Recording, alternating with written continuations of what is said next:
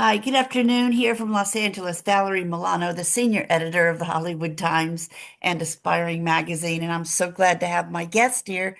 Today, I'm going to have her introduce herself. Thank you so much. Hi, I'm Mary Lou Belli. I'm a television director. I'm a producer as well.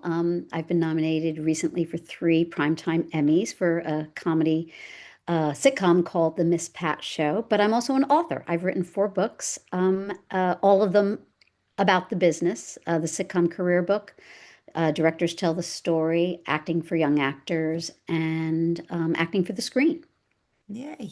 Thank you, Mary Lou. It's so wonderful to reconnect. Our boys went to Montessori school together a couple of decades ago. And looking back, what role, if so, did family and early community connections play in shaping your path as a director and mentor? Yeah, well, I think a couple things. First of all, the Montessori that they went to was so arts oriented that the people who were sending their kids there valued that. And therefore, I literally made some of my connections in the business through that. People who were exec producers or writers or costume designers or, they were part of that arts community. Um, and then beyond that, just seeing that I valued it. And I'm wondering if I've ever used any of the kids who are now adults as actors in things I've cast. Now, you know what? I didn't from Montessori, but because my children went on to do performing arts high school here in Los Angeles, I have hired some of those kids Yeah, as yeah. adults. In fact, one of them, after he had done a Broadway show and a national tour and had been the lead in Wu-Tang, I got to hire him as a recurring character on one of the last shows I did. Great. Love it. Yeah. Yeah. So yeah, that kind of went hand in hand. So the virtual shadowing 2025 episodic television directing class gave filmmakers a chance to shadow you. Yeah. How did you approach making that experience feel as authentic as possible compared to being on a physical set? Yeah. That's a great question. Uh, 90% of the job that makes you successful as an episodic television director is how you prep the show. And most of my class for virtual shadowing is about getting my assets in terms of the script, the floor plans, the schedule, the any photos I've taken in terms of when I've location scouted. But it's how you plan to shoot when you get to shoot. Mhm. And that's all done in prep. And it's what makes you efficient and concise and precise when you go to shoot. One of the biggest compliments I've gotten recently was because I've Directors Tell the Story is really a handbook that I co-wrote, and it's used throughout the industry. I had the leading actress come up to me who knew the book and said, "Oh, you direct just like the book." And I went, "Yeah, that's why it's a handbook." Yeah. Because it really is it exactly what we tell, but also what makes this book special is it's so much of it is based on experience and anecdotes that really come from live practical you know we're telling you this because this happened to us on set. But the virtual shadowing is also there's a communication tool that happens because after a director has done all their work in terms of practicing and in terms of shot listing and deciding uh, what shots are going to use, what order they think they're going to shoot them in, how important is this scene to the show on the whole or this episode on the whole.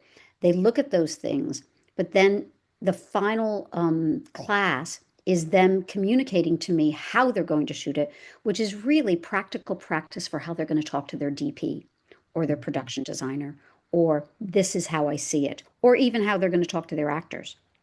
And if they have acquired certain skill sets like using action verbs, what is this scene about? Well, I want him to attack her. I want him to seduce her. I want her to fight back. Those sort of ways that you talk to actors that really are catalysts for them doing their best work.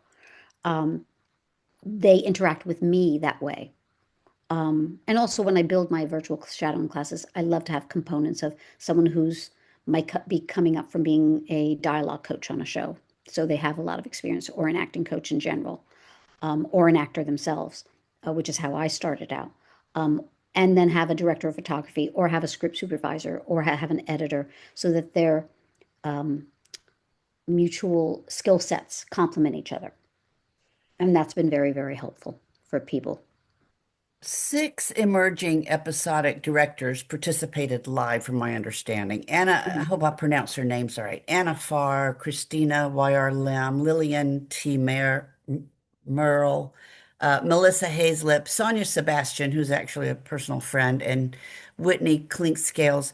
What stood out to you about this group and the ways they engaged with the material?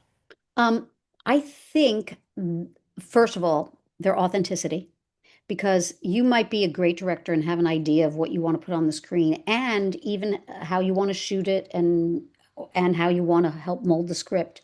But when you get on set, if you don't know how to communicate with people, and it's the authenticity factor that is the deal breaker, in terms of most people being embraced when they come to a set, and people saying, and then the other one is passion. And I think that that particular group was both authentic and passionate about what they wanted to do, without an exception. So it was very interesting to me to see those people um, uh, succeed because their communication skills were like kind of off the chart good. The And I'm going to cast, say, go ahead, sorry. in some cases, people said, what would ask me, what makes you a good director? I said, and a mom. I said, and I've gotten kids, I've carpooled kids and gotten them to their destination on time and happy. And you know what? That's kind of like a formula for good directing. Can you do it on time, on budget, and keep people happy? There you go. That's fantastic. I love that. So the class emphasized quite a few things at the prep of casting, location scouting, script breakdown, blocking overheads, shot listing. Which of these skills do you find new directors struggle with the most, and how do you coach them through that? You know what? It's so interesting. Of the four books I've written, I have come up with two things for all of them. No, except with the exception of one of them. I have come up with the structure of the book, and I've also come up with the exercises in order to. I've come up with the exercises in order to look at the skill set that needs to be built and start at the very foundation of what's needed for this, and then build on top of it. So in order to do that, I'm looking at like location scouting. I'll give you an example. Um, to come into a space you've never been before and go, how am I going to block this scene in this space? You know, there's certain things you have to do. So the exercise in the book literally says, go to the mall, uh, go into a store, look at it for about a minute and a half, go back out, and then draw the interior of that set. And then if you want to do, and then that's the bottom skill set. Then you go, okay, now I really do have a scene in this set where who's going to enter, who's going to exit, what line do they move on in order to exhibit character. But if you didn't know how to find the right set or choose the right location, this is something that you could do and practice over and over and over. So sometimes it's just this the building of the skill set. And I just have to say, only because I've co-written three of my books. Um, in every case, I was not the person who found the voice for the book. In in every case, it was my co-author who said, "This is the voice I want for talking to the people who were writing this book for. So it's also knowing your skill sets and what you're very good at. I'm very good at structure. I'm very good at, mapping out skill sets and building on them. Um, I don't know why. Maybe because I started out as a dancer, or I still play the piano in terms of, goes down to the bar for a ballet dancer and scales for a piano player, you know, and it goes on from having one skill set and then transferring it or adding on to it for another. Yeah. Well, you've directed everything from Elsbeth to NCIS New Orleans to the Miss Pat show. What are the key differences in preparing for a procedural, a comedy, and a character-driven drama? Yeah, great question. I would say for a procedural, it's about the clues, it's about the steps, and being able to break down that script. Again, in Directors Tell the Story, the director's diagram, not my idea, my co-author's idea, Bethany Rooney. Um, I cannot tell you how many letters we get from people who have read this book and use it that say, this is the tool I use every time I direct an hour show. And I have to say, I just reply, me too. Yeah. And Bethany taught it to me. With a comedy, it's a little bit different. It's about knowing where the jokes are, and being able to recognize them. And not everybody can. I remember having people miss jokes in auditions, miss them on set. And it wasn't because they weren't good actors. They just didn't know it was a joke. Hmm. Or they didn't, or they weren't able to recognize the clues that are in a comedy script that it's something as simple as saying, oh, it's a setup and the punchline, or oh, I'm recognize it because it's what we call a run of three or a triplet. It's a joke that has three components, or it might be a joke that is what we call a mislead turn. So you have to know that the mislead has to be very strong so that the turn or the reversal of the joke is a surprise and adds the element of comedy to it, because surprise is essential in terms of you never want your audience ahead of the joke. Yeah, so that was a little bit on episodic television directing. I want to talk a little bit about mentorship and diversity. You've taught in Warner Brothers, Discovery Access, ABC, Disney, CBS, Sony, HBO Access, and many diversity programs. What do you see as the biggest barriers to entry for underrepresented directors and how are these programs shifting the landscape? Well, they were a game changer. I mean, I can just tell you as a person at the Directors Guild who has, worked in the diversity arena there, um, the statistics have changed radically. Now, there were more people given a chance and successful, and therefore became part of the working pool of directors because of these programs. They were essential and changed the playing field. Um, the sad thing right now in the last 4 years or so, or since the pandemic, and then the strikes on top of that, is that the contraction of the business has made it hard for anybody to get a job. Even and because the pool of directors grew so much during this time, that all of a sudden the pool was so big and the contraction got so small, it's hard for a lot of people to get jobs at the moment. But in fact, I just got off a meeting where the people who are running the Warner Brothers Discovery program, um, uh, Grace Moss, who's leading it, is just a champion. She will not be thwarted. She is going to keep in there and fighting and coming up with more things for the people who come from her program to do. And it's amazing to just see that kind of dedication.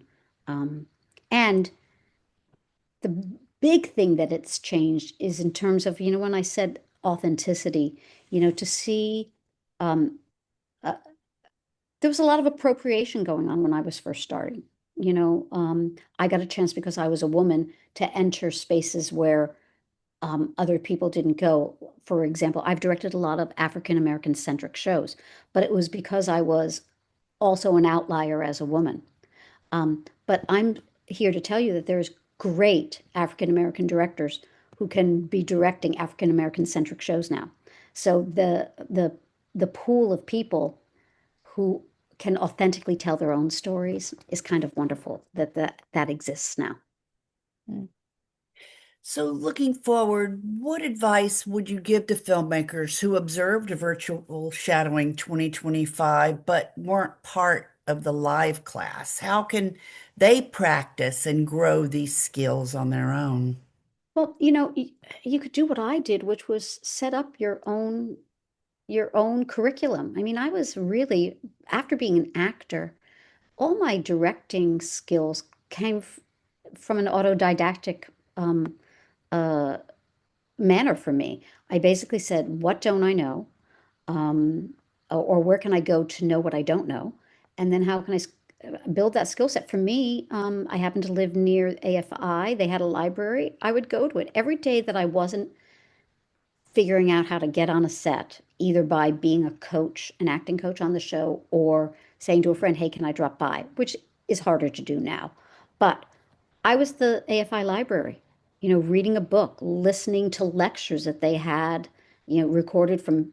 I mean, I remember hearing one that um, Sidney Pollack had done, Ah, and in fact, multiple ones where he had come to AFI and spoken. I went, this is gold. I mean, and he did one in conjunction with James Woods, where it was an actor and a director talking to each other. And I thought, where do you get something like this? Even if you're at the best film school in the country, sometimes you don't get someone like Spielberg or Pollock or sometimes if you're at like a place like Chapman, John Badham actually is your professor, where there's some of the greats who have dedicated themselves to being the teachers of the next generation. But uh, it's really amazing to see, that people get opportunities. But I would say create the opportunities for yourself. And there's just one thing, and it's not me, it's my friend Todd Holland who said, directors direct. I don't care if you have to do it on your phone. I don't care where you do it. But if you have the passion to want to do it, and I would say the new market for people who aren't in the union as directors right now, verticals, verticals, mhm. verticals. It's a wild west out there, and the experience you can get if you can direct a successful vertical and do many of them, you're going to be so much better and more experienced than 90% of the people who get their first shot on a TV set. Mm, You've practiced. You've practice. practiced grace under fire, you know? Yeah, yeah, yeah. So I would say practice, practice, practice. So, lastly, Mary Lou, after decades of shaping television and lifting up new voices, what excites you the most about where the medium is headed in the next 5 years?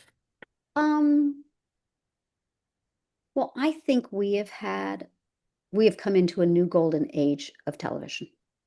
And that might be on YouTube or verticals in the future, but story, story, story, character, character, character seems to be rising to a new level uh, in terms of the writing's better.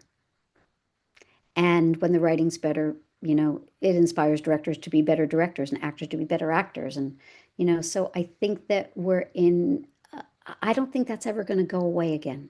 I think the excellence we're going to see from storytellers is just going to shine and be at a new level. And, I like that we always try to surpass and do things better. But, if we can even maintain where we are now, you know, it's the business will be better for it. That's wonderful. Yeah.